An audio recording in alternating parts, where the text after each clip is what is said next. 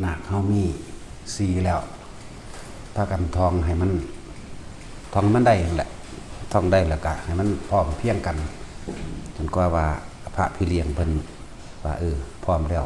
80-90%แล้วเป็นอันว่าได้พากันฝึกฝนตนเองทองเอาแล้วเราบักจ้อยๆดำๆมันมาอยู่มึงจะพึ่งดีดเด้ มันขึ้นมาบ่มาใหม่เด้ฝุ่นทั้งหลังอย่าพึ่งดีด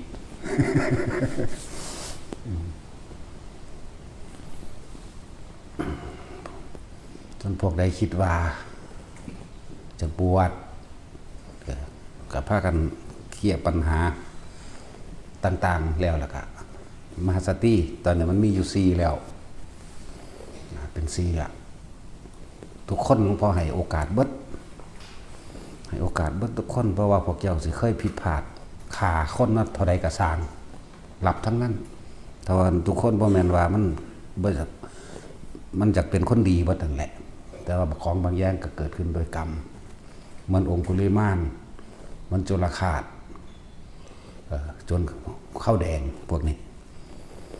เฮ็ดหยังมากก็สร้างละถิ่มให้เบิดแล้วมาเริ่มต้นใหม่ให้โอกาสเบิดทุกคนคนเฮาเกิดมาบ่ผิดพลาดบ่มีดอกจังว่าให้โอกาสทุกคนมาสร้างตั้งต้นใหม่ตั้งต้นเริ่มต้นในการบำเพ็ญความดีนั่นแหละ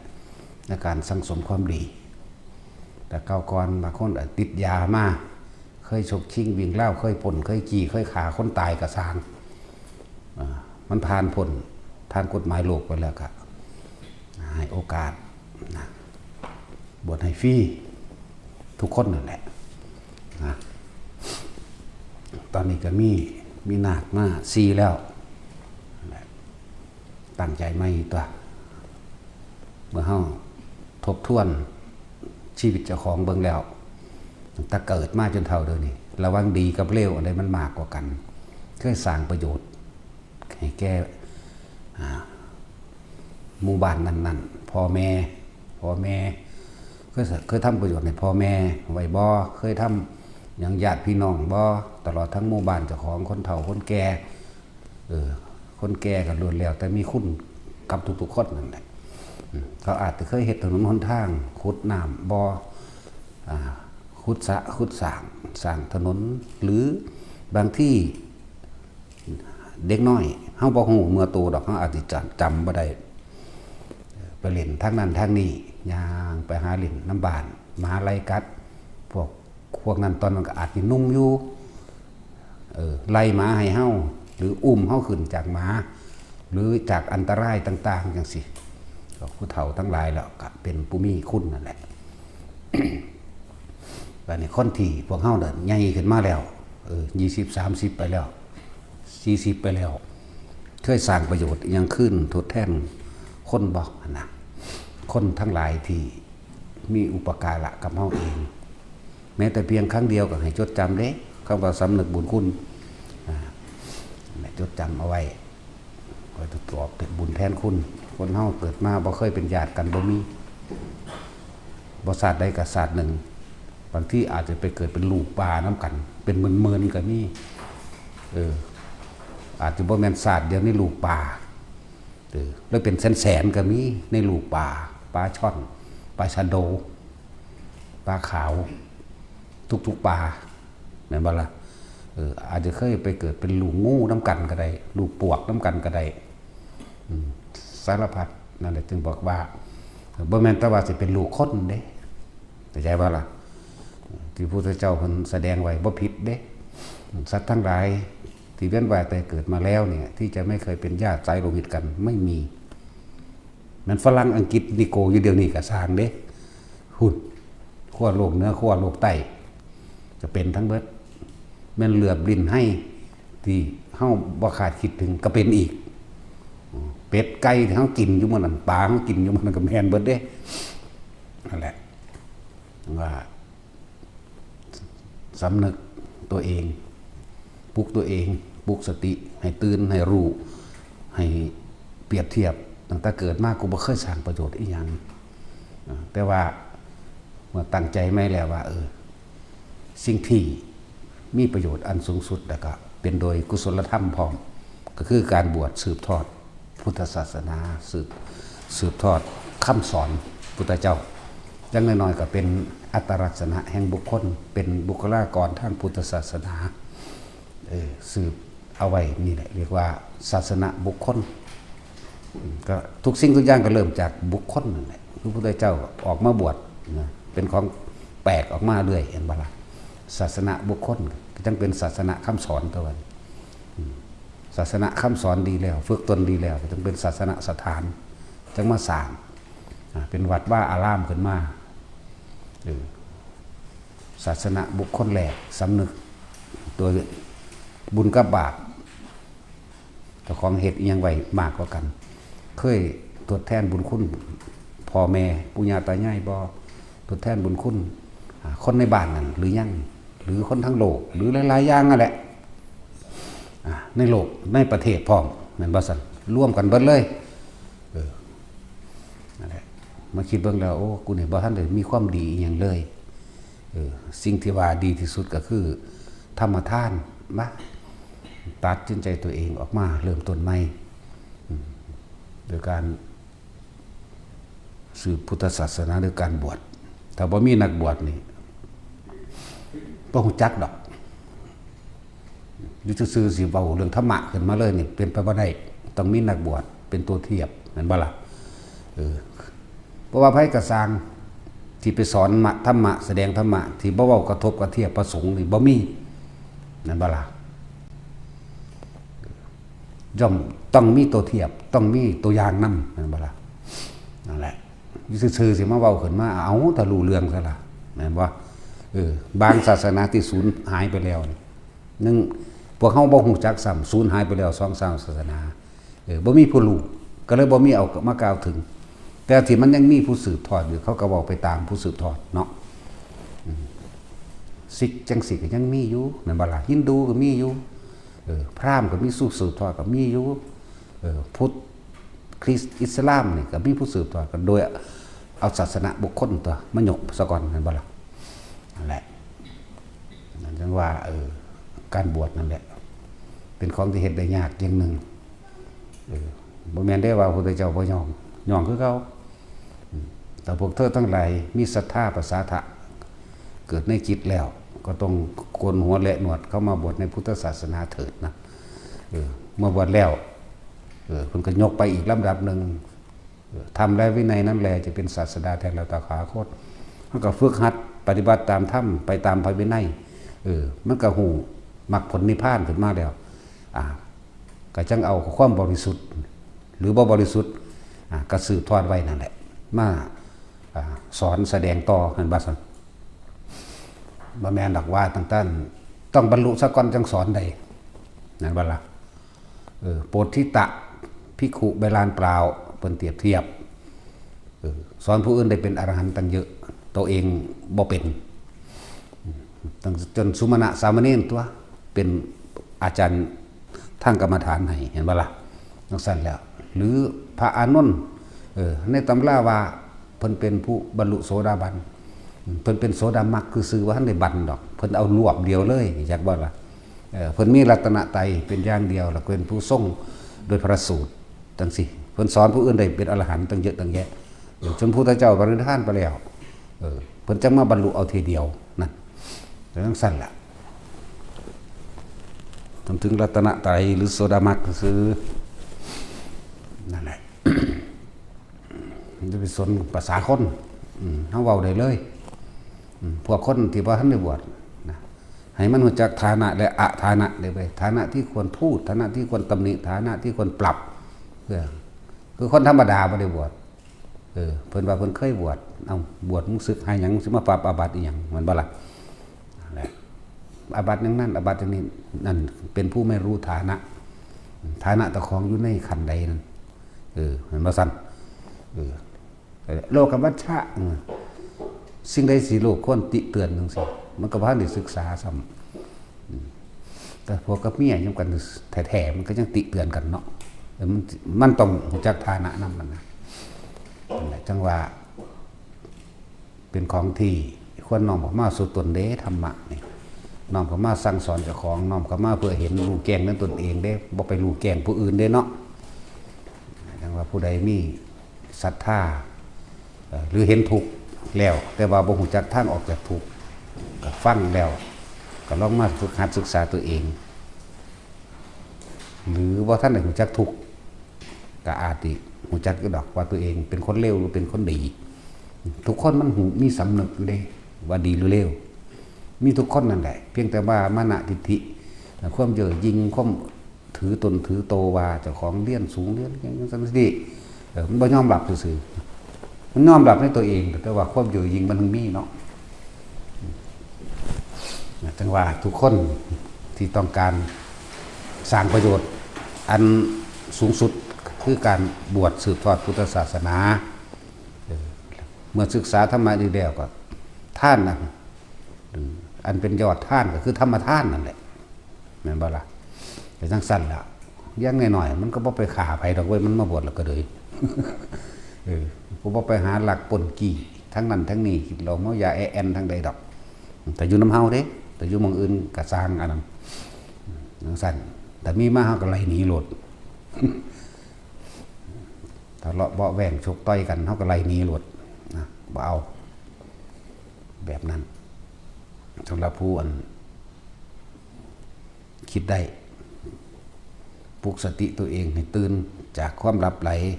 ให้เห็นตามความจริงระหว่างชีวิตเจ้าของเองอะนะดีกับเลวเคยสร้างประโยชน์อีหยังบ่เอิ้นว่าดีสร้างประโยชน์อีหยังให้พ่อแม่บ่สร้างประโยชน์ปู่ย่าตายายญาติสายโลหิตตลอดคนในหมู่บ้านตลอดทั้งประเทศพุ่นล่ะมีบ่เนี่ยแต่คิดได้แล้วก็หันกลับเข้ามาตั้งตนไม่ได้มาสะสมเอาไหมทุกอย่างมันมีปฐมเหตุเบิดนั่นแหละเห็นบ่ล่ะ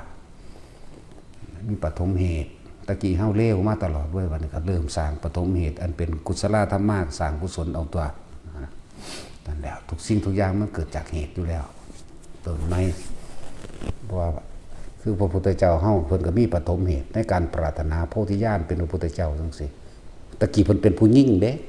จักว่าล่ะพระปุราณทีปังกโรเป็นอายเพิ่นซ้ำตัวมันเป็นผู้หญิงถ้ามันสิน้อมเพิ่นสิฟังธรรมปฏิบัติธรรมเพิ่นสิบรรลุแล้วก็บรรลุได้เด้นั่นไล่ขึ้นแต่40อสงไขยพุ่นของพระพุทธโคดมเฮานี่ไล่ขึ้นไปมันก็มีปฐมเหตุนั่นแหละคือองค์ปฐมของพระพุทธโคดมผู้ใดมีปฐมเหตุเขาเจ้าก็เอิ้นปฐมของเขาเจ้าเองถ้าสิไปหาปฐมองค์พุทธเจ้าองค์แรกบ่ถึงนั่นนิทานนอกนั้นเป็นกุศโลบายสื่อดอกที่เขาจะสอนองค์ปฐมนั่นนี่พระพุทธสิกขีเป็นองค์ปฐมของหลวงพ่อฤาษีลิงดำจากว่าล่ะปฐมที่ตั้งวัฒนาพุทธญาณสิกขีเวสภูกกุสังโฆโกนัมสสะกัสสปะและโคตามะเนี่ย6องค์เด้ล่ะพอเข้าไปเข้าใจว่าองค์ปฐมแรกต้องเก่งกว่าหมู่บำเพ็ญ80สงไขย160สงไขยพุทธเจ้าก็โคดมก็บ่บอกจักเถื่อเนาะ ก็เลยว่าพากันถอนความยึดมั่นถือมั่นถอนความเชื่อสิ่งทั้งหลายเหล่านั้นออกเสียปล่อยว่างสิ่งทั้งหลายทั้งปวงไม่ควรยึดยึดเดี๋ยวก็มาเถียงกันเห็นบ่ล่ะบางคนมาอ่านเฮาว่าฉันทำงานกับองค์ปฐมเหนื่อยมากสั่นเมื่อยมึงก็จะเฮ็ดตัวอีหามึงเนาะ เอามาอ้างเฮ็ดหยังภาษาซ้ำซัน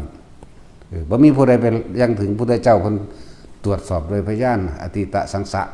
ไล่ลงไปแล้วโอ้ไกลเกินไปจนว่าเพิ่นขึ้นมาสังสารวัฏนี่ยาวนานเหลือเกินแน่ตอนนั้นได้ล่ะแม่นสัพพัญญูยังเว้าหน้าเนาะ นั่นแหละพากันถอนความเห็นความเสื่อแล้วนี่อย่าไปยึดอย่าไปติดมั่นเอาตัวธรรมเอาความจริงเอาความจริงเด้อเอาความจริงที่เหตุจังใดเฮาสิออกจากความเชื่อหรือความยึดมั่นถือมั่นได้นี่เฮ็ดเอาตัวนี้เด้ทั้งเบิดเพิ่นสัพเพธัมมานารังอภินิเวสายะทั้งนั้นทั้งเบิดคือสุญญโตโลเกทั้งเบิดคืออนัตตาทั้งเบิดคือสุญญตาวิโมกข์เนี่ยมันจังสิพ้นมาฆ่ายึดอีหยังอยู่นี่เนาะนั่นแหละ ไม่แต่ว่ามาแต่องค์ปฐมนี่มันเกิดเห็นอย่างเนาะปานนั้นแล้ว บ่มีผู้ใดถึงบ่มีองค์ใดเว้าแต่เพิ่นเว้าเป็นกุศโลบายเพราะว่าคนนั้นคือพระอันแหละอันสมว่าพระเครื่องนี่รุ่นแรกดีว่าเนาะรุ่นแรกบ่มีไผนิยมปานใดดอกเขาเจ้าดังจนตายไปแล้วจังพากันแล่นหาราคามันเนาะคือหลวงปู่คูณรุ่นแรกนี่มันวานลงสระพุ่นบ่มีผู้ใดไปเอาหลายก็เลยเนาะรุ่นองค์ละ20 บาทอู้มีผู้ใดซื้อฝาดลงน้ำพุ่น รุ่นแรกจังสั่นจังสี่ว่าดีโอ้ยพากันยึดติดอีหยังรุ่นใดก็ตายไปตัวเนาะสรันได้เฮา นั่นแหละอันนี้อาจจะเว้าซ้ำๆย้ำๆให้ฟังอีกทีหนึ่งซื้อดอกจะพากันไปยึดมั่นถือมั่นองค์นั้นองค์ปฐมพระพุทธเจ้าองค์ปฐมเก่งกว่าหมู่จังซั่นจังซี่บ่มีผู้ใดระลึกถึงสังสารวัฏนี่หาต้นบ่ได้หาปลายบ่มีเหมือนกันกับตัณหาหาต้นบ่ได้หาปลายบ่มีสิ่งที่เสียไปมากที่สุดที่เฮาบ่เข้าใจเลยคือเวลานั่นฟังมึงในไปหยังเวลาเด้เฮาเสียไปมาก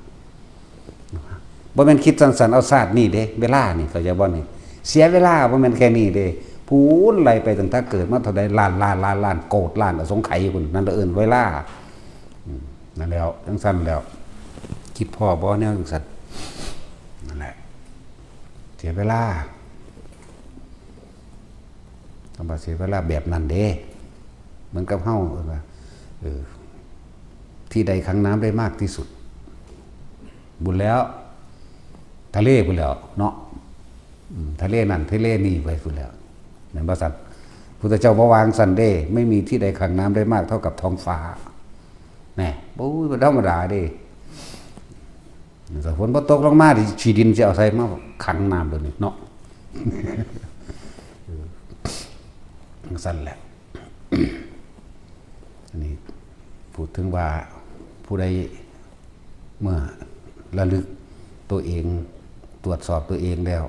หาอยู่หากินมามากแล้วสมควรสิรวยก็มันก็รวยคักกันละปานนี่แม่นบ่ล่ะหรืออกหักผิดหวังจากสิ่งต่างๆที่หวังเอาไว้บางทีก็ระลึกเบิ่งเห็นความบ่จีรังยั่งยืนของชีวิตครอบครัวบางคนก็เลิกกันไปก่อนบางคนก็ตายเป็นกันไปก่อนเปลี่ยนผัวเปลี่ยนเมียอยู่นี่แหละเห็นบ่ล่ะให้เบิ่งเอาหลายๆอย่างโลกนี้เป็นของบ่จีรังยั่งยืนบ่มีสิ่งใดเที่ยงแท้แน่นอนจากอันจากอย่างเนาะนะเบิ่งแล้วก็คนเฮานี่มันแค่เกิดมาก็เพียงหากินซ้ำตายนึงเนาะก็ว่าไปคิดไปนั่นแหละเฮ็ดจังได๋เฮาสิบ่ตายอีกเนาะก็ฟังทำเอาตัวเพิ่นก็สอนอยู่แม้แต่ละหม่องแม้สอนอยู่อันใดที่สอนอริยสัจสี่ทุกสมุทัยนิโรธมรรคปฏิจจสมุปบาทหรือปัจจัยการเหตุปัจจัยทั้งหลายสัตว์เวียนว่ายตายเกิดและเหตุปัจจัยอยู่บ่ให้เกิดก็ไปฟังหม่องจังสั่นไปปฏิบัติตามหม่องจังสั่นใดที่สอนว่าอธิษฐานเอาเด้อรุ่นแรกรุ่น2รุ่นรวยบ่เลิกอย่าไปฟังอย่าไปหาประพฤติก็รวยแต่ผู้มันขายนั่นแหละเนาะผู้เศร้าไปนั่นเต็มเฮือนอยู่กับคิดเบิ่งได้บ่หยังบางคนบ่ว่าสิเป็นพระเครื่องบ่ว่าสิเป็นขดบ่ว่าสิเป็นอิหยังต่างๆมะพร้าวตาเดียวหมู่นี่แหละบ่ว่าสิเป็นงูกินหางเนาะสารพัดของดีของขังของค่ำของคูณของรวมของรวยเต็มห้องเต็มหับอยู่แม่นว่าซั่นถ้าพอสิรวมก็รวยแล้วตัวมันก็มีเหตุขึ้นมาตัวอีหยังก็ดีนั่นแหละเบิ่งเอาอธิษฐานเอาเด้อจังซั่นจังซี่กูเห็นแต่ไปหาเฮ็ดงานรับจ้างอยู่พอสำนักไผก็เลยเนาะนั่นแหละจังว่าสำหรับคนที่คิดได้คิดเปรียบคิดเทียบระหว่างดีกับเลวของเจ้าของเองก็สร้างประโยชน์ให้แก่โลกมากน้อยเพียงใดเพราะท่านนี้มีประโยชน์อย่างได้กูนี่กูทำผิดพลาดมามากพ่อแม่ก็เบื่อนายญาติพี่น้องก็เบื่อนายคนในบ้านก็เบื่อนายในเมื่อสติสัพพัญญะยังดีอยู่พิจารณาดีแล้วต้องไปเฮ็ดแบบนี้ก็บวชก็น่ากับบวชเป็นบ่ซั่น ถึงบอกว่าหลวงพ่อนี่ให้โอกาสกับเบิดทุกคนเจ้าสิผิดพลาดมาเพียงใดก็สร้างถ้าตามกฎหมายโลกก็ว่าพ้นคดีแล้วก็มาเห็นบ่ถ้าว่าโดยเรื่องของธรรมบ่ตามโบราณพ้นบ่พ้นก็สร้างบ่ได้เบิดเห็นบ่ล่ะแต่คนตะกี้เป็นคนซื่อสัตย์นี่ล่ะเป็นคนมีความสัตย์เป็นคนมีความจริงบ่โกหกตัวเองบ่โกหกผู้อื่นพร้อมพวกนั้นจนเข้าแดงแล้วก็ซื่อสัตย์โจรองคุลิมานแล้วก็ซื่อสัตย์แล้วก็โจร500หลายกลุ่มได้โจร500นี่จริงๆมันก็บ่พอ500ดอกความเร็วมันหลายเลยโจร500 30 40ตั้งกกตั้งแก่งไป20 10กว่า20นี่ก็แม่นถ้าว่าโจร500เขาเจ้าเปรียบเปยซื่อพวกโจร500น่ะมันเลวบ่มีแนวบรรยายก็เลยว่าโจร500โจรที่ไปฆ่าพระสังฆิจจะสามเณรนั่นก็500คือกันไปปล้นเขามาสำตัวสามเณรได้บอกกุลีอยู่ข้างหลังไปซั่นเขาตามมาท่านแล้วก็ยับจากห้อยตีนเก่ามาอยู่ตั้งแต่อาตมามันยืนอยู่ตรงนี้ไม่เห็นใครผ่านมาตรงนี้เลยว่าซั่นแหน่พวกนั้นก็ลึกซึ่งในพระธรรมในว่าเพิ่นปกป้องให้เกิดความศรัทธาก็มาบวชบรรลุอรหันต์เบิดโอ้ยหลายรุ่นคือหยังนี่โจรที่ไปปล้นอยู่อันของหมู่พวกของนางกาลีโสนกุติกะมื้อนี้ขณะไปปล้นขนของลงมาจากเงินเขาแล้วเบิ่งเจ้าของบ้านอย่าปากเว้าคนใส่มามันเอาไปตะสมบัติที่มันอยากได้เท่านั้นแหละแต่ว่าสิ่งที่เฮาหาได้ยากก็คือธรรมะโจรหัวหน้าก็ยังลึกซึ้งได้บอกเขาขนกลับขึ้นไปบอกพวกโจรเหมือนกันคนขึ้นไปนั่งอันนี้ดีเป็นโทษนะกูนี่ว่าไปแล้วในเขาสำนึกได้แล้วก็เข้าไปขอขมาเมื่อขอขมาแล้วว่าแม่หญิงนายหญิงผู้ฆ่านี่ปล้นบ้านเจ้าเองแต่ว่าเมื่อเห็นนายหญิงเห็นสิ่งที่สำคัญมีค่าสูงสุดคือธรรมะก็เลยขอให้นายหญิงนั้นอดโทษให้พวกผู้ฆ่าแน่เราอดโทษให้แต่ว่าสิขออย่างหนึ่งได้บ่ขอให้เป็น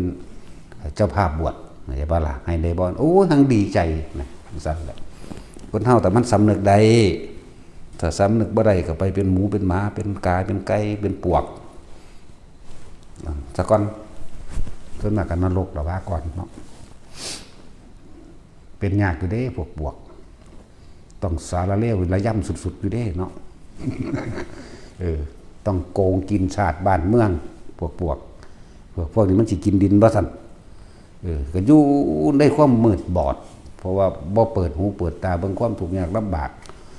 ของคนเด้ซั่นสมัยตะกี้ว่าปุโรหิตมั่งนั่นบ่ซั่นเสนาอมาตย์มั่งและหมู่พวกนั่นแหละปุโรหิตเสนาอมาตย์จังซี่เป็นกุกเป็นเหล้าไปโกงศาสตร์บ้านเมืองนั่นนี่ร่างแกข่มเหงคนดีตกนรกมกใหม่อยู่เป็นอสงไขยเด้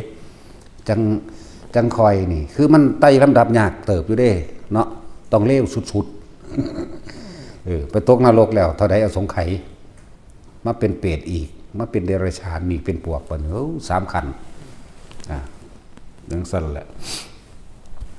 แต่ว่าทุกอย่างก็แก้ไขได้โดยธรรมะเด้นี่ได้เห็นบ่ล่ะธรรมะนี่สามารถเป็นทางออกให้ทุกคนได้เลยเด้แต่เลวมาเพียงใดก็ช่างแต่ว่าเมื่อเข้าสู่ธรรมและวินัยแล้วนี่สามารถเอาตัวเองพ้นออกจากทุกข์ได้เนี่ยขนาดโจรมหาโจรขาคนมาแท้ๆเนาะก็ยังสามารถเห็นบ่ยังสิหลายสำขาคนเลยนี่ขาคนบักหลายๆนั่นบัดนี้ถ้าเว้าเรื่องกามบัดนี้พวกผู้หญิงที่เป็นโสเภณีคือบรรลุอรหันต์หลายอยู่เห็นบ่ล่ะถ้าบอกว่าผัวเมียหลายยังพระเจ้าพระใหญ่สุโธทนะก็หลายปานใดสั่นทั้งขาคนตัวเนาะกว่าสิตั้งบ้านตั้งเมืองเป็นกรุงกบิลพัสใดกว่าสิได้นามว่าเป็นผู้เย่อหยิ่งเข้าใจบ่ล่ะคำว่าสักกะจะไปว่าเย่อหยิ่งได้รู้จักเย่อหยิ่งถือเนื้อตัวอวดว่าตัวเองใหญ่ คือไม่ลงให้ใครเด่นสักยะนั่นจากบ่ล่ะนั่นแหละสักยะลาดสักยะก็ถือตนถือโตอย่างใหญ่ลาดนี่อยากว่าเลยอะไรเยอะยิ่งขาคนมาเท่าไหร่ตั้งเมืองขึ้นมาแล้วมันจังซั่นตัวเมียเพิ่นก็มีบักหลายตัวปัจจุบันก็ว่าไปอรหันต์อยู่เนาะนี่คือธรรมะ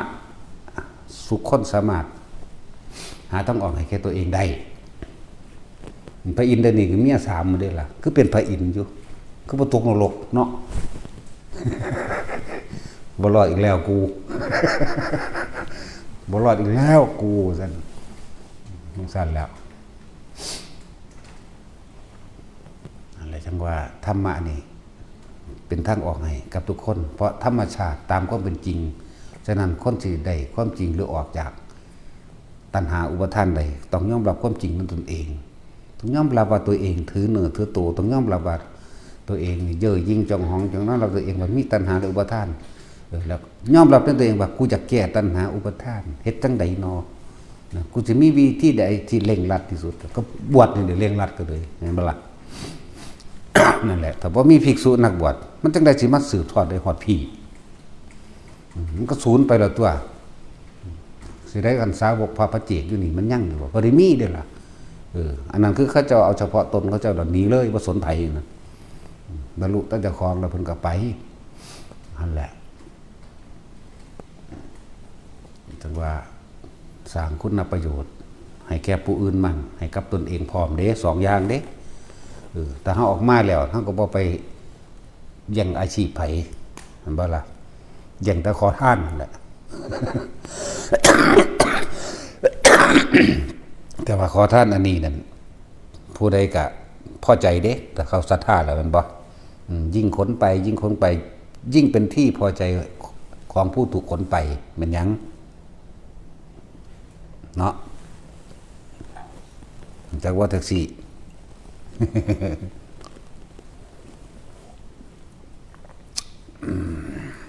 รสหวานทานง่ายลิ้นอีกแล้วก็ภิกษุนักบวชทรงศีลทรงธรรมยังแล้วก็แล้วแต่หรืออาศัยภาคาสาวพัดศรัทธาในพุทธเจ้าศรัทธาในพุทธศาสนาเมื่อออกหาขอทานมันจากว่าล่ะคนที่มีศรัทธาได้ใส่บาตร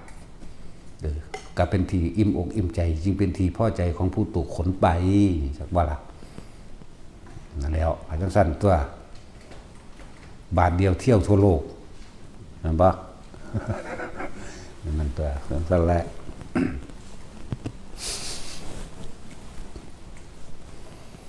จากบ่เป็นอย่างยิ่งชกยิ่งเตะยิ่งต่อยก็ยิ่งเป็นที่ถูกใจพอใจภูมิใจกับผู้ถูกชกถูกเตะถูกต่อยเป็นยังเอากูบอกโดนเราได้เลยเนาะ เคยมีลูกบ่บ่พวกได้มีลูกกับจักขันตัวนั่นแหละถามอีบูดเบิ่งดูหั่นอุ้มตุ้ยุไปกอดไว้มันบ่ถีบบ่ยันกับช้างกูเอาตีนมาใหญ่ใส่ข้างใส่อีหลีเป็นจังซี่บ่แม่นมันดึงผมเศร้าผมดึงปากตีหยังปุ๊บมันถีบดีใจหัวเหมือนบ่ซั่นก็นั่นแหละพวกเลี้ยงลูกน้อย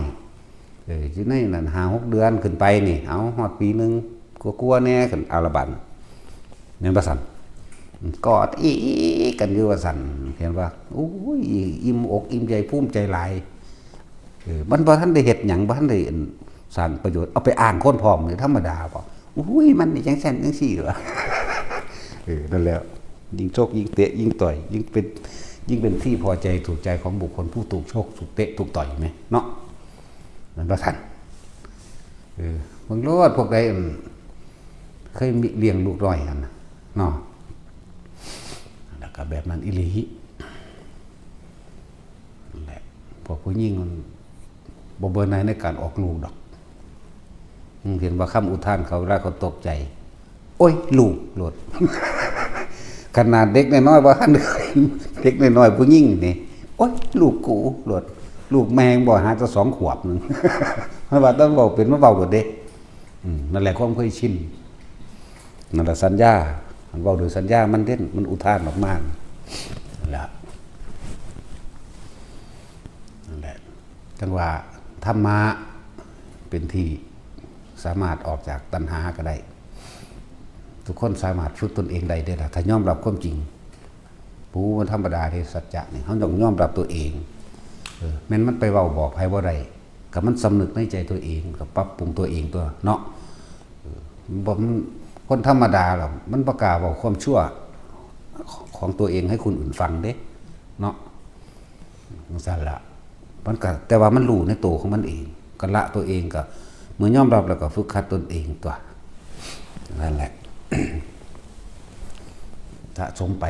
แม้นมันบ่ได้ศาสตร์นี้บ่บรรลุศาสตร์นี้มันก็เป็นอุปนิสัยเป็นศาสตร์หน้าคนเฮาแต่บ่มีปฐมเหตุแม่นบ่ซั่นมันสิเอาหยังมาเป็นผลบ่มีผลเด้ถ้าบ่มีปฐมเหตุต้องสร้างเหตุซะก่อนก็สร้างเหตุเช่นไรย่อมได้ผลเช่นนั้นว่าเริ่มต้นมีหม่องเดียวนึงเด้สิเสียให้คนพ้นจากความทุกข์ได้นิพพานนอกนั้นมึงสิเป็นหยังก็เป็นไปเถอะเป็นไปทุกข์นั่นแหละเป็นไปหาอยู่หากินท่ามตายอย่างกับไผก็เลยเนาะเศรษฐีมหาเศรษฐีใดก็ช่างเถอะเห็นแมงกินทองคำกับเผ็ดบนกันดอกเนาะตำเผ็ดใส่ทองใส่ยกใส่เงินใส่สอยแหวนบ่มีเว้นแต่ตำบักหุ่งใส่พริกน้ำปลามื้อแหละข้าวจำกินอิ่มเนาะที่รถเอาทองคำเห็ดต่างประเทศก็เห็ดเนาะทองคำเห็ดสแต็กเขาคือเก่ากูไปเห็นว่าสแต็กรถทองคำดอกนั่นแหละแค่นั้นแหละจังว่าบัดนี้สำนึกสำเนียกคิดถึงความจริงเบิ่งได้เคยสร้างประโยชน์ยังไงผู้ใดจักอันจักอย่างแล้วก็ทางตนเองมีอยู่บ่จังซั่นแล้วบ่แม่นหากินแต่ความว่าประโยชน์เด้โทษเด้นั่นน่ะพวกเป็นเจ้าพวกโกงมาแล้วได้หลายๆเอาประเภทว่าโกงประเภทรังแกข่มเหงและโกงเล็กโกงน้อยก็สร้างจนถึงขั้นร่ำรวยได้ก็สร้างเด้อเมื่อมีทรัพย์สมบัติหลายกิจการงานเป็นเจ้าของธนาคารก็ตามเจ้าของท่องก็ตามเจ้าของได้ก็ตามพวกเจ้าคิดว่าพวกเจ้าเป็นเจ้าของมันบ่แม่นว่าซั่นพวกเจ้าเป็นทาสมันเด้นั่นเจ้าของที่ดินจัดบ้านจัดสรรเจ้าของกิจการรถเจ้าของธนาคารเจ้าของท่องแล้วคิดว่าตัวเองเป็นเจ้าของบ่แม่นเด้จักว่าล่ะเป็นทาสรอเวลารับโทษเท่านั้นจักว่าเฮาสามารถพลิกแปรผันหลังจากเฮาเป็นทาสมันรอเวลาตรวจเฮาคือบ่ให้มันเป็นทาสมันเป็นทาสเฮาเนาะใส่ทรัพย์สินเงินทองมันเกิดกลายเป็นประโยชน์ต่อผู้อื่นในโดยอีกบ่นานจะของก็ตายจากมันก็ใส่อย่างแบ่งปันให้มันถูกแม่นบ่ล่ะก็บ่แม่นว่าจะมาให้เบิดก็บ่แม่นว่าจะไปซอยคนเบิดนั่นว่าซั่นก็แบ่งไว้ตัวคือการแบ่งทรัพย์ไว้4ส่วนนั่นน่ะเนาะมันเว้าเป็นภาษาโบราณอีสานมาไว้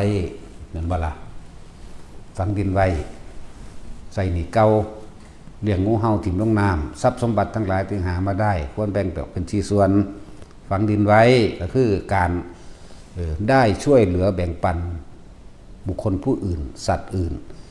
บำรุงเลี้ยงมารดาบิดาปู่ย่าตายายญาติสโลหิตสงเคราะห์กับบุคคลผู้ตกทุกข์ได้ยากกว่าเฮา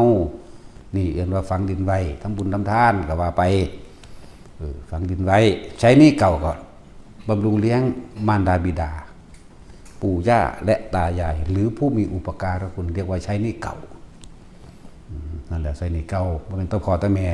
แค่ว่าล่ะบุคคลใดที่เฮาเคยตกทุกข์ได้ยากครับเขาเจ้าซอยเฮาไว้นั่นเฮาเป็นหนี้เขาเจ้าเนาะเฮาก็ไปใส่หนี้เก่าตัวซอยอีหยังใดก็ซอยไป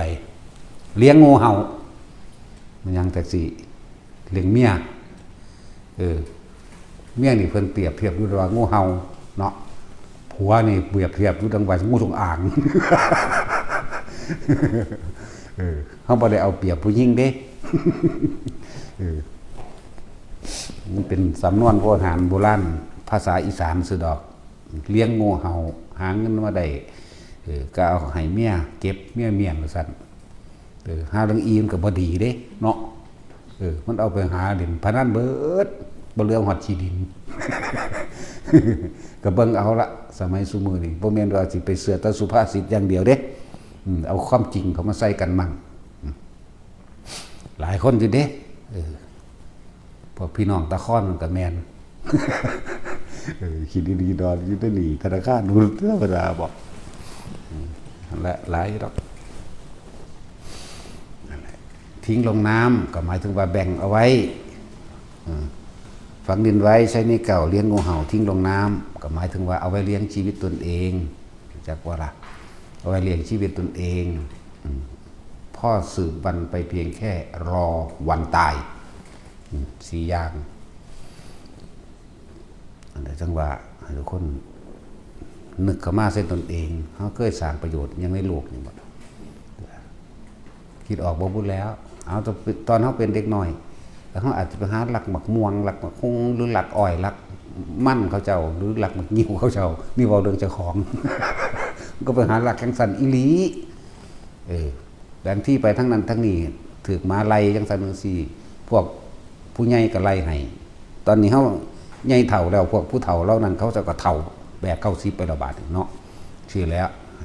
เขาได้เคยตอบบุญแทนคุณยังก็เขาเจ้าบอเงินนะรักขนมไม่ใช่บูแล้วเป็นประจำจังว่าอยู่ได้เดินนี่มันไปซื้อปลาทูไปร้านไม่ใช่บูนั่นแล้วเพราะว่ามันได้เนี่ยมาหลายเพราะว่ารักขนมเขาแต่ขนมไม่ใช่บูเป็นประจำลูกหลานเขาก็ฟังดูดิเนาะรักอีหลีเลยนี่รักตลอดเลยว่าถ้าไปเพราะว่าเราเถอะทะเราสายัดเก่าหนีต้นแล้วนั่นแหละสำนึกได้หลายอย่างเดี๋ยวมาเที่ยวแล้วกูนี่ว่าจะสั่งประโยชน์อีกอย่างเลยวันนี้เขาไปตามดงตามป่าต้นไม้เขาเคยปลูกไว้อยู่บ่อยากได้ต้นใดก็ตัดเอาตัดมาเล่นตัดไม่งามอย่างสติกเนาะตัดมาเล่นอันนี้บางงามเอาถิ่มตัดไปตัดมาสารพัดแต่เขาสิตัดถิ่มตัวเองเคยปลูกต้นไม้คือลมหายใจของโลกแบนเวลาตัดถิ่มนอไม้หักมากทั้งสี่จะคล้องเคยปลูกหรือเปล่าหลายๆอย่างเข้าไปพังบ้านพังเมืองของพวกหมดดำหมดแดงก็ดีนั่นเสร็จแล้วเคยตอบบุญแทนคุณสิ่งทั้งหลายแต่ของปลูกไว้บ่หน้าเนาะเสร็จแล้วที่นี่เขาเคยว่าปลูกต้นไม้ไว้บ่ว่าจะเป็นของกินหรือบ่กินกับทางปลูกขึ้นแก่โลกหรือยังเนี่ยปลูกต้นไม้ก็ดีถนนหนทางเขาก็ไปเที่ยวบางที่ก็จมดาทางแมงเห็ดยังสันแต่มึงเคยเห็ดหรือบ่เนาะเดี๋ยวป่าใหม่เคยปลูกหรือยังถนนหนทางเคยเห็ดหรือยังโดยสละกำลังแรงกายตัวเองเห็ดบ่โดยสละเงินตัวเองเห็ดบ่เนี่ยนี่กำลังสิบอกให้ทุกคนว่าความเห็นแก่ตัวของเฮาที่พวกเฮามองบ่เห็นเฮาใส่สมบัติทรัพยากรของโลกหรือของคนเก่าๆโบราณผู้เฒ่าผู้แก่เนี่ยพวกเฮาเคยซอยยังขึ้นอยู่บ่พอเคยขึ้นสิ่งเหล่านี้แก่โลกอยู่เคยคิดพออยู่บ่นะนั่นล่ะมองปลาอยู่ทำปลาน้ำดงมันก็ไปเอามากินหมดจักไผปลูกเนาะ บอกมองปลาก็ดีหมักอันนั้นหมักอันนี้หรือต้นหมอกต้นไม้ไปตัดเอาเลยใหญ่ขึ้นมาเลยก็เอาเห็ดของที่เห็นแก่ตัวเจ้าของเองก็เยอะแยะเอามาเห็ดขอกไก่มั่งเอามาเห็ดหัวมั่งเนาะเห็ดขอกไก่มาเห็ดหัวเห็ดเถียงไห้เถียงหน้าเห็ดหลายๆอย่างยังมาอีกเอามาเห็ดเฮือนเห็ดซ่านบัดนี้เนาะเคยปลูกขึ้นหรือเปล่าเคยเอาขึ้นหรือเปล่าเข้าไปพังบ้านพังเฮือนหมดแดงเลยหมดแดงบอกให้บอกอยู่ในต้นไม้เนาะนี่เป็นการทำลายซึ่งกันและกัน แต่ว่าเขาบ่รู้นะหลายแบบพวกดอก เก็บเห็ดมันนั่นไปพวกเจ้าไปเห็ดแหวนเสื่อมไว้บอก ทำลายปลาแล้วก็ทำลายแปะของอยู่ของกินที่มีในปลานำตัวเนาะเก็บเห็ดหลายแบบแหละสำนึกขึ้นเบิ่งไปนะเขาเคยข ขาปูขาปลาขาเป็ดขาไก่มาเท่าไหร่นี่เนี่ยบัดนี้เริ่มยับก็มาเบิ่งมันสิมันกลับมาเป็นแนวทำลายตัวเองก็ได้บาดขานี่ขาย่างโหดเหี้ยมหรือบางที่ถ้าว่าเฮาหามากินเพื่อเลี้ยงชีพมันก็ไข่อยู่ดีอยู่อย่างมันก็อย่างหนึ่งเด้แบบนี้เฮาหาเพื่อเอาไปขายเอาชีวิตผู้อื่นไปขายเพื่อจะได้เงินกลับมาสนองตัณหาตนเองขังไว้จักมือก็มีหอยบ่ปูบ่ปลาบ่กบเขียดบ่หลายอย่างกุ้งสารพัดนี่เขาเคยสำนึกสำเนียกขึ้นขึ้นมาบ่ว่าสิ่งทั้งหลายเหล่านั้นถ้าเราไม่พ้นถ้าเราไม่สร้างบุญกุศลพวกนี้เขาจะต้องกลับไปรับทุกอย่างที่กระทำเอาไว้แล้วชาติก่อนทำกรรมสร้างชาติก่อนสร้างเหตุผลกรรมใดไว้ชาตินี้รับผลกรรมนั้นดิชาตินี้สร้างกรรมใดไว้นี่กระทำใดมันมีเหตุของมันชาติหน้ารับผลกรรมนั้นที่ตัวเองกระทำเด้อย่าลืมถ้าเขาบ่มีบุญกุศลเป็นเครื่องคุณบุญนั่นแหละสิเป็นที่พึ่งของสรรพสัตว์ถ้าเขาบ่มีบุญกุศลตะกี้เขาทำแต่บาปเลยหูจักว่าบาปบ่เดี๋ยวนี้คือว่าเป็นลักของผู้นั้นผู้นี้แน่ไปตัดเอาต้นไม้ต้นใดไปตัดขาสัตว์ต่างๆเพื่อความสนุกสนานก็มีเหมือนบ่ล่ะพวกเขาพวกผู้ชายยิ่งขีนขากก็มีเอาบังกระโพกยัดใส่ปากขีนขากจูดเล่นก็มีเห็นบ่แต่สิเคยเห็นบ่กูก็บ่เคยเห็นแต่กูยิ่งยังตายหลายอยู่ ขี้โกะขี้เกียจยิ่งเล่นเนาะบ่ได้เห็นชีวิตเขามีค่าอย่างเลยมีค่าใจกับของบ่นั่นแหละให้สำนึกสำเนียกเอาไว้ว่าถ้าเราไม่มีบุญกุศลเป็นที่พึ่งทั้งไปในสัมปรายภพพบหน้าเฮาต้องกลับขึ้นมาเกิดเป็นทุกอย่างที่เฮาเฮ็ดไปเราเป็นตาญาณเนาะเหมือนเฮาเฮ็ดเขาก็เฮ็ดเฮาจากบ่นี่มันวนกันไปวนกันมาวัฏฏะแต่ว่าหมุนไปว่าวนเวียนเข้าสู่จุดเดิมเรียกว่าวัฏฏะสามกิเลสวัฏกิเลส1,500คือทุกสรรพสิ่งของทุกอย่างที่เฮาอยากได้เอิ้นกิเลสปัญหาบ่ว่าสิเป็นสิ่งที่เป็นสวิญญาณกทรัพย์หรืออวิญญาณกทรัพย์ทรัพย์สมบัติใดๆที่พวกเราไปหามาทั้งที่มีวิญญาณและไม่มีวิญญาณงัวควายหมาเฮาก็เอิ้นทรัพย์ของเฮาเข้าใจบ่นี่งัวกูหมูกูไก่กูเป็ดกูนั่นแหละเรียกว่าสวิญญาณกทรัพย์ทรัพย์สมบัติที่มีวิญญาณเฮาก็ทรมานมันเด้บัดตะกี้คนไทยให้ไทยหน้ากับงัวควายเนาะศูนย์มาเมื่อยมันก็ตีมันบ่สั่นเนาะหรือบ่ค่อยมันได้กินหญ้าเดี๋ยวนี้สมน้ำหน้าเด้เขาเฮ็ดรถไถมาไถเอาทำแม่ เอาไถมึงไถอยู่จนว่าสอดแกงแล้วมึงไถทำแม่เนาะนี่แหละบ่หาตศาสตร์หน้าเด้บรรศาสตร์นี่เลยนี่เอามึงเฮ็ดเท่าใดซื้อน้ำมันมาใส่ไถแมงสอดแจง2 มื้อ 2 คืนมึงก็ไถทำแม่เนาะมันสั่นแล้วพูดถึงว่าให้ทุกคนสำนึกสำเนียกขึ้นหลังความเลวของเจ้าของนะความบ่ดีและก็พวกเขาคิดว่าเขาสิบ่ได้รับพวกผู้ยิ่งก็ไปหาขัวหอยสอนหวกเนาะขัวมาขายก็มีสอนมาขายก็มีสารพัดแง่ไข่หมดดงหมดดำหมดแดงเนาะมื้อนี้แล้วหาไม่กินพ่อประทังชีวิตไปมันยังสดใสกันไปอยู่ทั้งสันตลอดอยู่แต่ว่าหามาขายที่เอาแม่เฮาไปหาเขามาขายแต่เฮาบ่พ้นเขาก็ไปหาเฮามาขายคือกันนั่นแหละกลับกันได้บัดนี้นี่หมุนไปเลื่อนในวัฏฏะสามอันนี้กิเลสวัฏหรือความจากใดในวัตถุสมบัติทั้งที่มีวิญญาณและไม่มีวิญญาณเรียกว่ากิเลสวัฏกรรมวัฏคือการกระทำทั้งกายและวาจาใจของเฮาเองถ้าเรายังไม่พ้นวิบากวัฏนี่เอิ้นว่าวัฏสามวัฏฏะสามนั่นแล้วเนี่ยเป็นเฮาก็วนมารับเอาคือเก่าได้บาดนี่พวกผู้หญิงก็ไปทั้งสอนหวกกบเขียดเปิดกบเปิดเขียดนี่เนาะหักเอาแมงใหม่แมงมันแมงขับแมงยังก็ว่าไปหลายอย่างลักเล่มกับมีคือกันมีทั้งหมดนี่คือให้พวกเขาเห็น เห็นโทษที่สิได้รับต่อไปแต่เขาบ่แก้ไขตัวเองในศาสตร์นี้เขาสามารถแก้ไขตัวเองได้ก็คือเอาธรรมะนี่ได้มาแก้เจ้าของเอาความจริงเข้ามาธรรมะความจริงที่เราทำเลวมาก่อนความจริงที่เรานี่ก็บอกความจริงของแต่ละคนซึ่งหลายคนก็ลืมไปแล้วนี่ผมก็ใส่ก็ยิ่งขี่โกะขี่เจียมแน่จูดบังกระโพกใส่ปากกินโคกขากแน่เนาะเอาปลาหาปูหาปลาหาอยู่หากินมันไปหาใหญ่ๆพวกนี้หาใหญ่ๆหาไกลๆหลายอย่างลักก็มีเฮาก็ลักคือกันลักอ้อยเพิ่นยังหวดลักหมากงิ้วไม่ใช่ทันลักขนม2-3 ล้านอยู่เด้ไม่ใช่ตาดมนี่ลักบ่ทันลักอยู่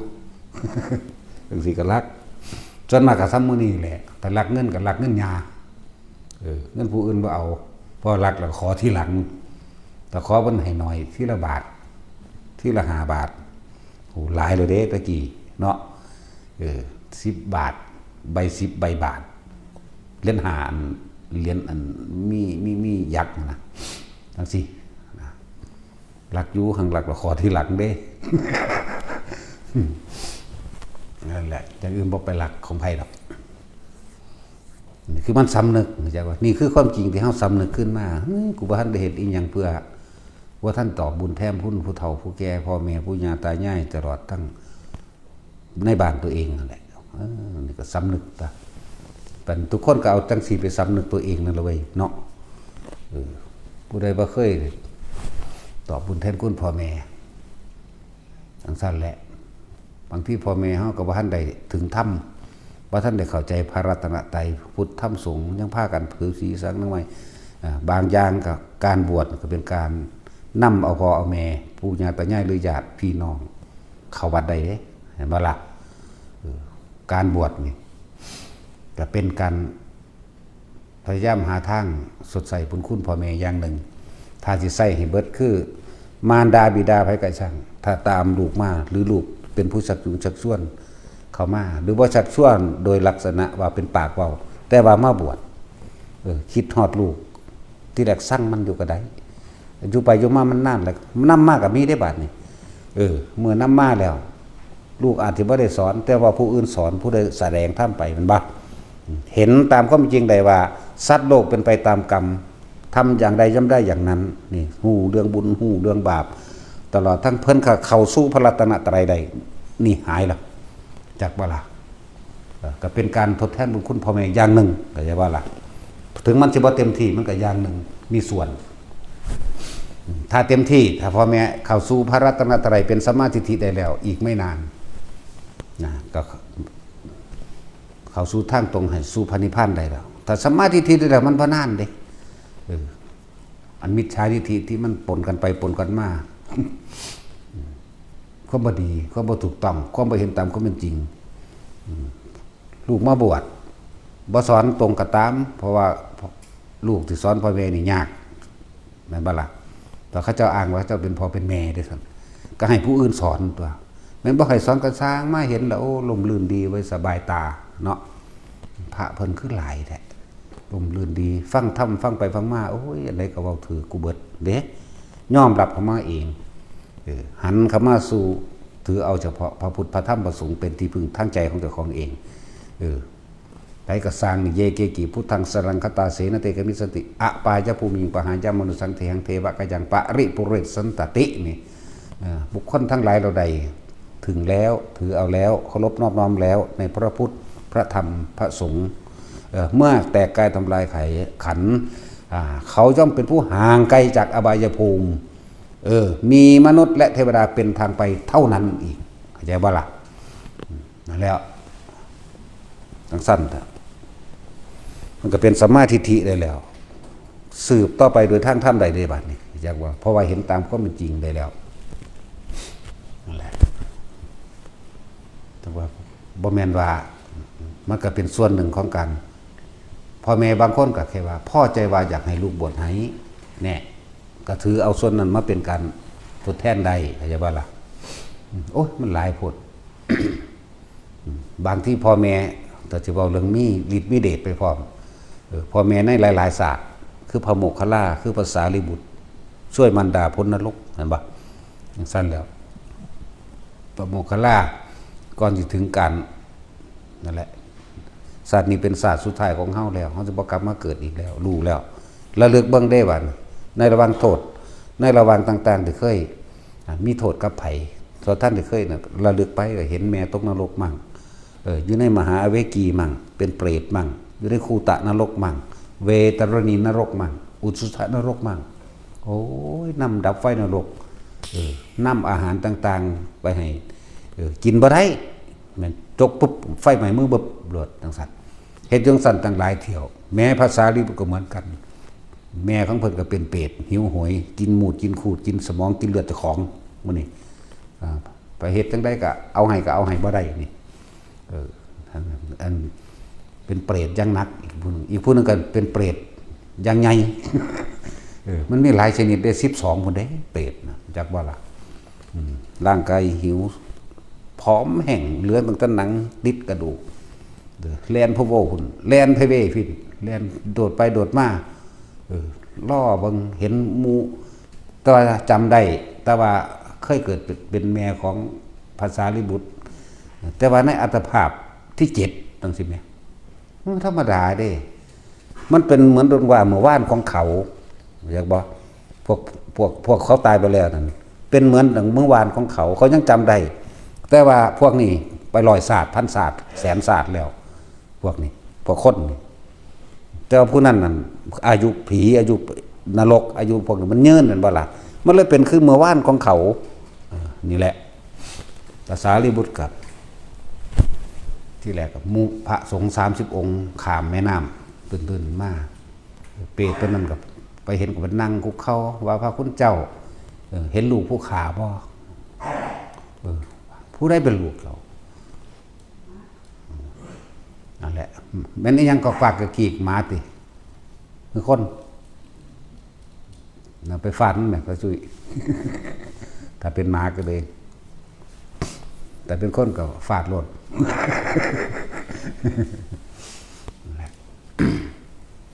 เปรตถามหาแม่ถามหาลูกว่าคุณเจ้าเห็นลูกผู้ขาบ่พระก็ถามไผเป็นลูกเจ้ากับภาษาลิบุตรนั่นเด้ซั่นไว้บ่แม่นเด้ภาษาลูกนางสาลีพุ่นอยู่หน้าลันท่าพุ่นเจ้าบ่แม่นก็เลยบ่แม่นแบบนั้นคุณเจ้าขอให้ระลึกดูเถิดในอัตภาพที่7นะไล่ขึ้นไปบ่รู้จักดอกนี่ก็จังไปบอกพระสารีบุตรพระสารีบุตรก็มาโดยฤทธิ์คือกันเด้ล่ะมาเบิ่งแล้วโอ้ยก็จื้อได้นั่นเขาเจ้ามีญาติมีแย่นแล้วตักน้ำมาใส่ปากให้กินตักอยู่หั่นหลายเที่ยว30-40 บาทแล้วก็บ่เต็มเอาบาทตักเอานะบ่อิ่มเลยบอกแต่ก่อนรุ่นนั้นกับพระสงฆ์30องค์นั้นตักให้ผู้ละบาทเอาบาทมาเทใส่ปากอิ่มหรือยังพ่อหรือยังบอกโอ้ยอย่าว่าแต่อิ่มแต่พ่อเลยพระคุณเจ้าหลวงล้มพระข้อไปแม่เพียงแค่เม็ดฝนเดียวกับบ่มีอยู่ซั่นเพิ่นก็เจ้าก็หนีตัวก็เจ้าสลดใจแล้วหนีรถภาษาลิบุตรก็มาเฮ็ดเหมือนกันแม่อีกผู้นึงก็เป็นย่างไปก็เปื่อยลงเลยเด้บ่ธรรมดาเด้บ่เดี๋ยวนี้เห็นเดี๋ยวนี้ที่ว่าเดี๋ยวนี้ก็เห็นเดี๋ยวนี้ที่แรกก็เป็นเนื้อหนังเป็นคนอยู่เพราะตะคอยย่างไปยังไปกับหนังหัวหนังเนื้อหนังมังสาเปื่อยลงกับฝ้ายเอานั่นแหละมากินก้มก็โชลงกับกลุ่มกินของเจ้าของเองจากบ่อันนั้นเปื่อยลงเป็นฉีมูดมูกน้ำลายสมองไหลลงกับกินสมองกับของนี่เด้ธรรมดาเด้แล้วภาษาลิบุตรกับเอาเข่าใส่บาตรไปให้ด้วยอาหารทิพย์ยังเพิ่นละจับแค่นั้นก็สะบัดมือทันทีมันห่อนกินบ่ได้แล้วจังมีว่าเฮ็ดจังใดสิซอยได้เบาเรื่องพระโมคคัลลาบัดไปเบิ่งในอันคูตานรกหลุมขี้อยากบ่ล่ะเป็นดุจดังว่าขึ้นนอนนี่แหละแต่บักใหญ่ตัวบักใหญ่มีขนเด้ดูดกินขี้ยุบกินเข้าไปก็เสียท้องใส่แท่งก็ตายเด้ตายก็เป็นก็มาดูดกินไหมเพราะตอนนั้นยังจำลูกได้อยู่เด้พอดีโอ้ยลูกเอ้ยว่าสันเห็นลูกสบายแล้วแม่นั่นน่ะมีอาหารอยู่กินบ่ต้องหาแล้วเฮาบัดนี่ลูกมากินว่าทั้งลูกก็สลดใจจังว่า นี่บาปกรรมดูถูกพระพุทธเจ้าได้นั่นก็เลยบังนะโมหูขี้หูดากนี่อย่างนั้นสมัยนั้นเพิ่นก็เลี้ยงแม่ของเพิ่นก็พระพุทธเจ้าอโนมทัสสีในสมัยนั่นแหละเพิ่นอยากให้แม่เพิ่นเข้าสู่พระรัตนตรัยเพิ่นอยากให้แม่เพิ่นเข้าสู่ธรรมะเพิ่นเลี้ยงแม่อยู่พอตายแล้วเลี้ยงแต่แม่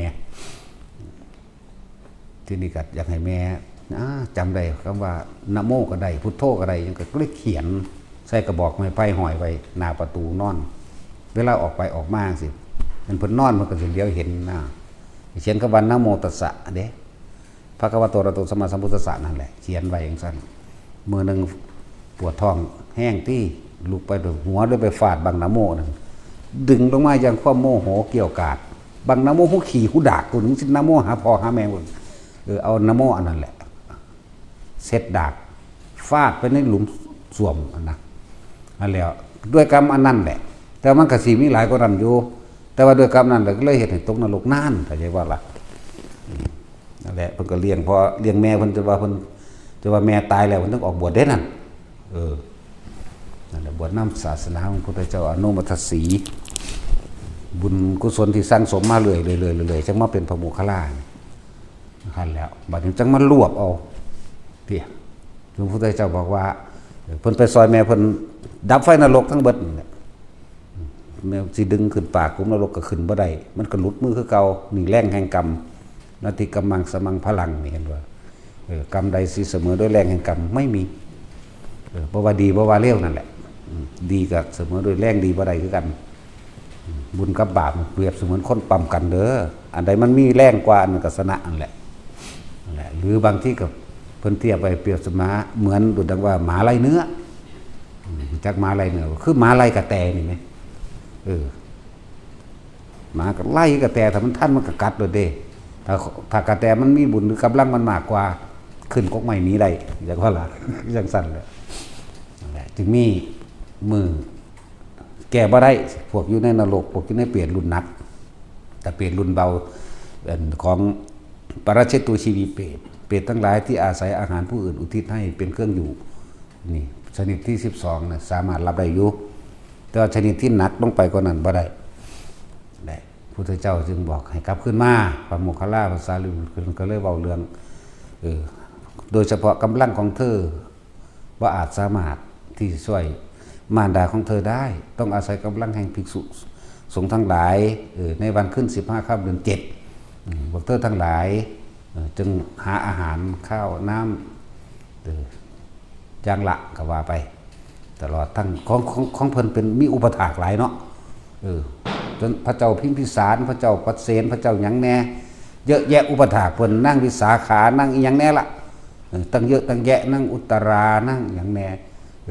เขาเจ้าเอ้ยปากหน่อยๆก็ได้กันตัวเขาเจ้าไปปวารณาไว้แล้วบ่ล่ะพระเจ้าพิมพิสารพระเจ้าปัสเสนก็สั่งกุฏิวิหารให้จังหวัดยังผู้ละ4 หลังหมดแม่ให้พระโมคคัลลาภาษาลิบุตรทั้งสองมีตั้งแต่ระดับพระราชาสั่งให้ไว้อาหารอีกอย่างละ100ละพันก็ว่าไปนั่นแหละใน15ค่ำเดือน7หมู่สงฆ์มาในทิศทั้ง10ก็มาร่วมตัวกันมีพระพุทธเจ้าเป็นประธานก็เลยทำบุญอุทิศให้แด่มารดามารดาใน7ชั่วอายุโคตรนั่นแหละ7ชั่วโคตรสามารถพ้นขึ้นเลยแม้นนรกหลุมได้กระสานพ้นคือเก่าเปรตก็ตามจากบ่ล่ะพวกตกต่ำนะขึ้นเบิดเนี่ยกระทั่งสัตว์เดรัจฉานก็ได้เด้มารดาที่เป็นสัตว์เดรัจฉานก็ได้เด้แต่ว่าเขาต้องตายก่อนเรียกว่าล่ะตายในมื้อนั้นนี่แรงเรียกว่าเป็นพุทธบารมีเป็นสัจจญาธิฐานของพุทธเจ้าเฮาที่กำหนดไว้เฮ็ดไว้บ่มีนั่นแหละพุทธบารมีเป็นแบบนั้นกำลังแห่งสัจจญาธิฐานในวันจุติจิต15ค่ำเดือน7พอตาอุทิศเปียงขึ้นบ่เดียวก็เปลี่ยนรูปเปลี่ยนร่างเลยได้รับผลบุญที่ลูกเฮ็ดให้นี่เป็นการทดแทนคุณพ่อแม่อย่างหนึ่งเห็นว่าการบวชแบบนี้ก็ดีแม่นบ่บวชก็เฮ็ดแบบนี้ได้เข้าใจว่าล่ะแต่ว่าต้องอาศัยสงฆ์อันนี้พูดถึงว่ายกตัวอย่างพระสงฆ์ที่เป็นทดแทนคุณมารดาบิดาแม่พระโมคคัลลาในศาสตร์ปัจจุบันนั้นบ่ทันได้ตายสำเร็จนี่แม่เพิ่นป่วยเพิ่นไปดูแล ตักเข่าป้อนอ้าปากขึ้นเหลียวเบิ่งได้หัวใจจักว่าไม่ตะภาพนรกมกใหม่เกิดความสลดใจสังเวชใจอย่างสั้นแล้วนั่นแหละเพิ่นก็เลยเฮ็ดเพื่อเฮ็ดไว้ให้แม่เพิ่นนํแม่ศาสตร์ปัจจุบันนั่งหมกคลีแม่เพิ่นส่วนภาษาลีบุตรก็ยังว่านั่งสาลีพระมณีอยู่หน้าลันท่านั่นแหละเพิ่นยังไปโปรดเอาแล้วก็ได้พระโสดาบันเข้าใจว่าล่ะสั้นแล้วอันนี้บ่ได้กล่าวไว้ว่าได้หรือบ่ได้นะอันแม่พระโมกขลาบ่ได้ซื้อว่าโมกขลาเด้พวกเฮามันปีนเกี่ยวเพิ่นซื้อเด้พวกเฮามันอ่านพระพุทธเจ้าเว้านำเนาะเพิ่นซื้อว่าอุปติสสะกับโกริตะเด้อุปติสสะคือภาษาลีบุตรเด้โกริตะคือพระโมกขลาบัดนี้ผู้ใหญ่เพิ่นเว้ากับลูกเพิ่นเนาะลูกอีนั่นลูกอีนี่นี่แหมเขาเอิ้น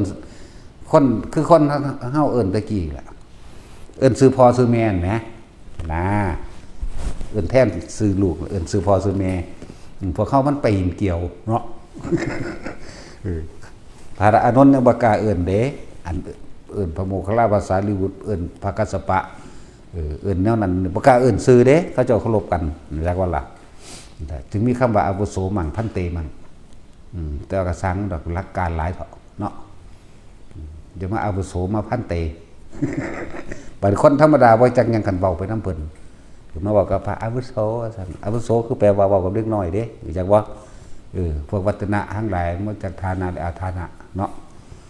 ซั่นแล้วเดี๋ยวมาบอกอาวุโสเจ้าของบ่แม่นฐานะพี่ภิกษุผู้มีพรรษามากกว่าเขาเจ้าจังเว้ากันเนาะเฮานี่เว้าง่ายโลดหลวงพี่นั่นหลวงพี่นี่ไปเลยก็แล้วตัวเนาะเน้นกันเน้นไปเลยปูสีกับปูสีไปโลดตามยุคมันเนาะครอบเคารพมีเขาตอนเรามีต้นนึงเน้นต้นอยู่เท่านี้เลยเนี่ยเน้นต้นมันเป็นเน้นเลยสัก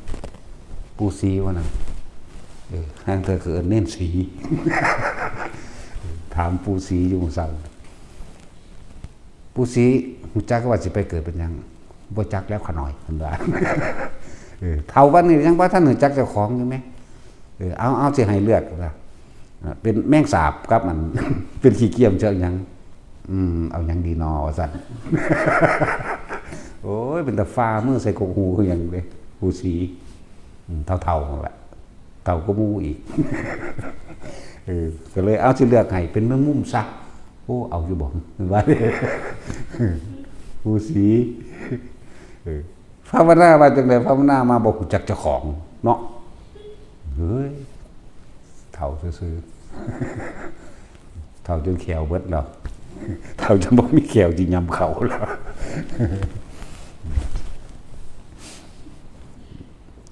จะเกิดเป็นยังศาสนาเห็นบ่ก็ว่าบ่เกิดตัวถ้าคนภาวนาเป็นไหมเนาะพยายามเต็มที่อยู่ก็ว่าไปตัวเนาะอันนี้ว่าสิเป็นแมงสาบ หรือสิเป็นขี้เกียจเอาหยังดีน้อยอยู่เลยนะคือสิคิดว่าหากินหยังประเภทใดน้อยหากินได้ง่ายนะเราสิคิดไปหั่นดิเนาะโอ้ก็เลยว่าเอายากหลายสิบอกให้ไปเป็นแมงมุมซะหั่นนะโอ้เอาดีบ่น้อเพิ่นว่าได้ ผู้สีบ่หยอกเพิ่นทุกอย่างทุกคนแก้ตัวเองได้โดยธรรมเด้อเอาความจริงคำว่าธรรมความจริงทั้งเลวของเจ้าของความจริงทั้งบ่ดีของเจ้าของกับความจริงทั้งดีมาเทียบกันเบิ่งในประสบการณ์จริงชีวิตจริงเจ้าของชีวิตที่ผ่านมาดีกับชั่วไหนมันมากน้อยกว่ากันก็วัดกันเบิ่งตัวไล่เบิ่งคักๆหรือจะไปไล่แบบเข้าข้างเจ้าของเด้เข้าข้างว่าคุณดีบ่แม่นเด้ แล้ว จะเข้าข้างเคยเฮ็ดประโยชน์ยังคำว่าดีนี่เคยเฮ็ดประโยชน์ยังให้ผู้อื่นโดยไม่หวังสิ่งใดตอบแทนหรือไม่เคยตอบแทนบุญคุณมารดาและบิดาญาติสายโลหิตผู้มีอุปการะคุณทั้งหลายหรือไม่โดยไม่หวังสิ่งใดตอบแทนโดยไม่อ้างอีกเข้าใจบ่ล่ะหรือไม่นี่แหมก็เทียบกันเบิ่งตัวบัดนี้ยอมรับตนตัวหางคนมีแต่ขอเงินเพิ่นบ่เคยเอาเงินให้เพิ่นเนาะว่าแม่ผู้ย่าตายายก็ดิมีแต่ขอเอาเวลาคิดฮอดพ่อฮอดแม่ได้คิดฮอดแต่ยามมันบ่มีเงินตอนมันมีบ่คิดฮอดผู้ พุ่นเที่ยวเล่นเมาหัวล่าน้ำอยู่พุ่นเนาะหาเงินได้ก็เลี้ยงหมู่เลี้ยงพวกไปเด้บ่ได้คิดพ่อเด้บาทบ่มีเงินน่ะคิดพ่อโลดบาทนี่เป็นจังซั่น99.99%นั่นแหละแล่นมาล่ะนั่นแหละแต่เวลาเจ้าของเป็นทุกข์เนาะแล่นหาเพิ่นอยากให้เพิ่นหาแนวมาเติมสุขให้เจ้าของมันปรารถนาความสุข เทียบเจ้าของเอาเองตัวเทียบเบิ่งคักๆชาตินี้แต่กูบ่พ้นได้เป็นวัตถุกอย่างมันเป็นพร้อมกันดอกมันสิค่อยๆไต่ไปเป็นเรื่อยๆดอกมันสิค่อยๆลำดับเป็นตกนรกแล้วนรก8 หลุมบริวารอย่างละ 2,000 ตามความหนักความเบาไล่มาเป็นเปรต12ชนิดตามความหนักความเบาอีกเด้ บ่แม่นว่าชนิดเดียวเด้เปรตนั่นนะตามความหนักความเบาที่เจ้าของเฮ็ดโลภแห้งหรือแบบใดแล้วก็สัตว์เดรัจฉานใดที่ไปเคยทำลายเบียดเบียนมันไว้คิดเบิ่งเอาได้รับเบิด บ่แม่นว่าสิเลี้ยงลำดับมาทั้งเบิดเด้บางที่มาเกิดเป็นหมาเสือกไปหากัดไก่เขาอีกเนาะถือเขายิ่งตายโมโหเขาโมโหคนยิ่งโมโหคนเอาไปตีไปฆ่าเนาะตกนรกลงไปอีกสักก่อนนี่กรรมปากคอกครุกรรมนั่นแล้วจังพวกนี้ก็ยังสอนไว้คือเก่าเด้มันธรรมดาได้เรื่องอันนี้นั่นแหละจังว่าให้ทุกคนเปรียบเทียบตัวเองสร้างบุญกุศลทำบุญหนีบาป บุญกุศลกับบาปอกุศลเนี่ยอันใดมันมากกว่ากันทีนี้ตอนนี้เฮาสำนึกได้แล้วนี่แม่มันกูบาป9 ล้าน99 ล้าน%นี่บุญกูหาก็มีติปิเดียวจักดีบ่ดีบ่มีเลยเหมือนจักติปิบัก มันบ่มีซะเลยซ้ำไปแม่นบ่ล่ะอีหยังที่มันเป็นบุญการช่วยเหลือบุคคลผู้อื่นโดยบ่หวังสิ่งใดตอบแทนการให้ทานกันหมู่นี้มันอีหยังมันเป็นจักว่าล่ะก็คิดเอาตัวเทียบแล้วปูนแต่มันเสาท่องบาปไปเลยสุดสายตาท้องฟ้าเดี๋ยวเบิ่งบุญเจ้าของบ่มีแต่ความเย่อหยิ่งเจ้าของมีแต่ดูถูกคนมีแต่เว้านั่นนี่มีแต่หลักมีแต่ขาเนาะอีหลีนี่แล้วก็เริ่มต้นได้เด้ล่ะวือขึ้นไปมันต้องแซงดอกโดยเฉพาะบุญที่เฮารัดสั่งคือหยังภาวนาบุญรัดสั่ง แต่บุญนั้นเป็นสาธารณะคือหยังบวชเข้าใจว่าล่ะมันจะแพร่กระจายออกได้หลายกว่านั้นอันนี้สงของการบวชมันบ่ธรรมดาเด้ตั้งใจบวชโดยตั้งใจ60 กับเนี่ยแต่เฮาบ่ทำบ่ผิดเลยนี่เฮาสิเวียนว่ายตายเกิดอยู่ในเฉพาะพุทธศาสนาถึง60 กับโอ้ยกูบ่ไปแมงปานนั้นก็ได้ตัวกูก็เอาแมงสาดนี่ก็ได้ตัวเนาะก็สิไปเอาอีหยังอานิสงส์มันนี่เว้าให้ฟังเรื่องว่าอานิสงส์บ่ทำผิดหยังนะถึง60 กับได้นี่แหละอานิสงส์การตั้งใจบวชปฏิบัติแล้วรักษาธรรมรักษาในปฏิบัติเข้าสู่ศีลธรรมได้รัตนไตรบวชว่าแม่นว่าตาสิรัตนไตรได้บางคนมันก็จังถือผีถือสางนางไม้เทวดาอยู่เด้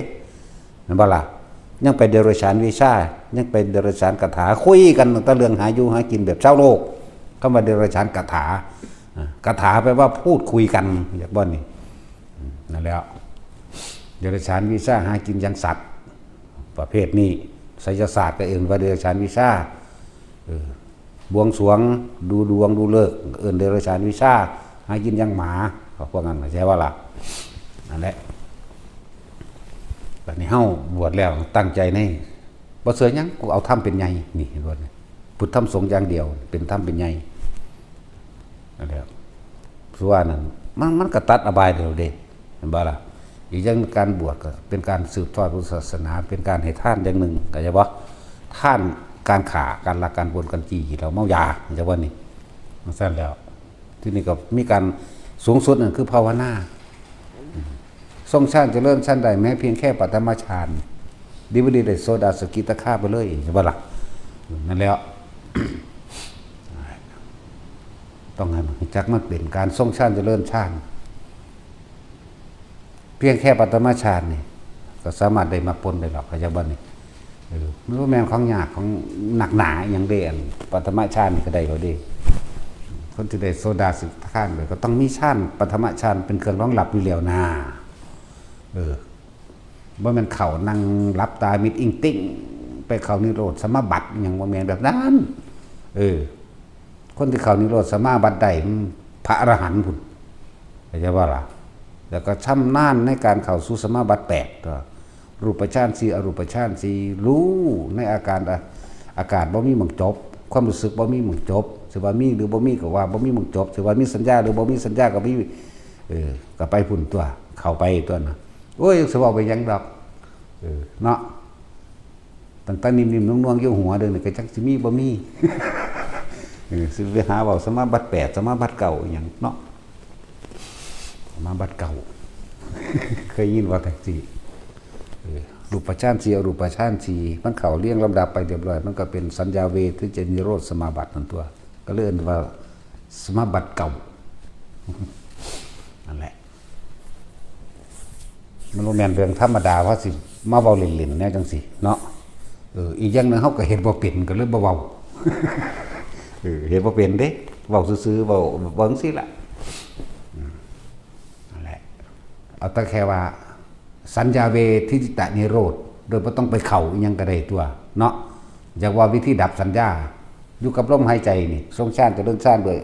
แค่ปฐมฌานก็ดับสัญญาแล้วจากวันนี้ความคิดมันบ่ไปหาเรื่องเก่าๆเวทนาหมายถึงความรู้สึกพอใจบ่พอใจมันเกิดบ่ได้มันก็เป็นจิตหนึ่งรู้อยู่ในลมหายใจนี่อยู่ในกายเวทนาจิตเวทนากายร่วมกันนี่นั่นแล้วปัญญาแทรกซ่อนเข้าไปเห็นความเกิดดับหายใจออกมันก็เกิดหายใจเข้ามันก็ดับตัวหูแม้กระทั่งความคิดแต่ของเอาเมื่อกี้กูคิดถึงบ้านไปดึงกลับมาก็เกิดดับกับบ้านแล้วในระหว่างดึงกลับมามันอยู่กลางนั่นแหละความบ้านเรียกว่าอะไรมันเร็วโหดเนาะเด็กสินั่นแหละปฐมฌานก็เอาละเหตุไปเรื่อยไปอันโจรนายโจรขาโจร35,000 คนก็ยังบรรลุอนาคามีได้ตามตำราบ่แม่นอรหันต์ในขณะสิ้นใจในขณะนั้นนั่นแหละนี่คือขาคนบักหลายพุ่นเนาะพวกโสเภณีเด้บัดนี้อรหันต์ตั้งหลายแม่นบ่ซั่นรู้จักบ่บุนั่งอีหยังเขานั่งแพทย์สยามก็ได้บรรลุอรหันต์เขาสื่อจริงจักสื่อวางได้ดอกแล้วก็นั่งอัมพาปารีมื้อนี่ก็ได้อรหันต์เด้นั่งแพทย์สยามนั่งอัมพาปารีนั่งสุบรรณานั่งปทุมะศิริมาเขายังเขียนว่าได้โสดาบันแม่นบ่แม่นอีกแล้วไปตกข้างอยู่ข้างบนแล้วก็ไปต่อข้างบนเด้ศิริมานี่โสเภณีทั้งหลายผัวทั้งแทงลูกตัวเนาะให้กำลังใจเด้อบ่แม่นให้ไปเฮ็ดเด้ ให้กำลังใจให้ทางออกว่าทุกคนมันยังมีทางออกอยู่ธรรมะนี่บ่ได้จนตอกจนมุมเป็นไว้แต่อนันตริยกรรมฆ่าพ่อฆ่าแม่ฆ่าพระอรหันต์ไผสิฮู้ล่ะว่าไผเป็นอรหันต์เนาะเสร็จสงฆ์แตกแยกไปยั่วพระสงฆ์ในวัดแตกกันให้เขาผิดกันหรือวัดนั้นวัดนี้ไม่ผิดกันนั่นว่าตอนฆ่าพระพุทธเจ้าพวกเจ้าจะไปฆ่าเพิ่นอยู่ไสโดนนี่เนาะเอาสมาทาน